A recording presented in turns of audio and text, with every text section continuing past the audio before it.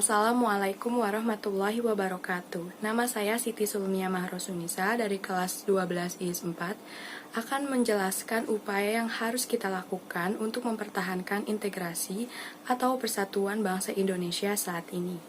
Ada banyak cara yang dapat dilakukan guna mempertahankan integrasi nasional Indonesia. Integrasi nasional merupakan faktor terpenting bagi bangsa Indonesia, karena dengan adanya integrasi nasional, Indonesia akan terhindar dari jurang perpecahan. Negara kita, Republik Indonesia, memang merdeka pada tanggal 17 Agustus 1945. Namun kemerdekaan itu tidak serta-merta membuat kita bebas dari penjajahan. Pada saat itu, Belanda tidak langsung mengakui kedaulatan Republik Indonesia.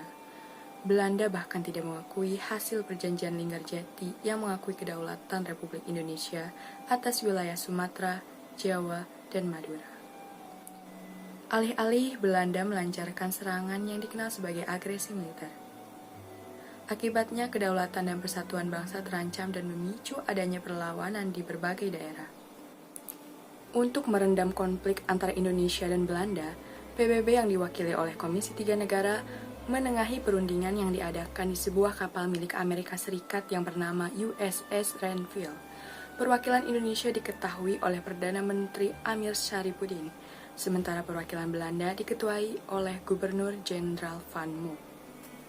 Perundingan tersebut dinilai menguntungkan bagi Belanda, karena Belanda hanya mengakui kedaulatan Indonesia atas Jawa Tengah, Yogyakarta, dan juga Sumatera.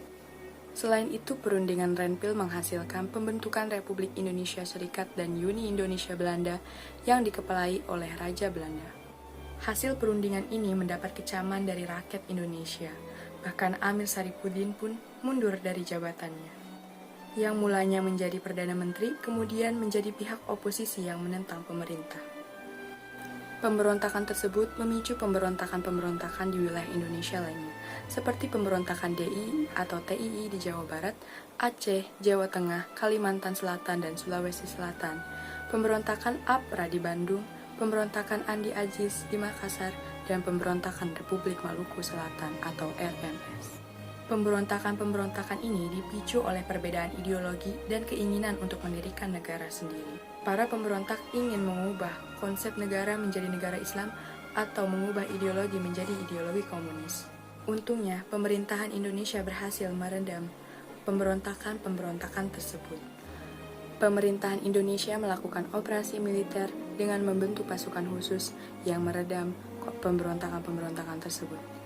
Sehingga semenjak tahun 1950, Indonesia kembali menjadi negara kesatuan Republik Indonesia.